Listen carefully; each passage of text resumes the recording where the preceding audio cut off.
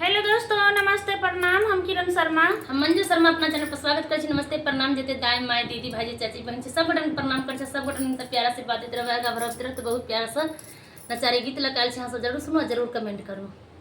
बहुत प्यारा से बहुत दर्दनाक भोला बाबा के नचारी गीत यहाँ सब जरूर सुना और जरूर कमेंट करके बताए गीत केहन लागल। और सब कोई कमेंट में हर हर महादेव के लिख के नहीं भूलो। लिखबे टा करब, लिख के भूलब नहीं, लिखबे टा करब। बहुत प्यारा से महादेव बाबा के गीत है, भोला बाबा के गीत है और गीत नचारी छे। अहाँ सब जरूर सुनो, मैं जरूर भंग नहीं तो गौरी के सदिन विपत रहबे करे छथिन।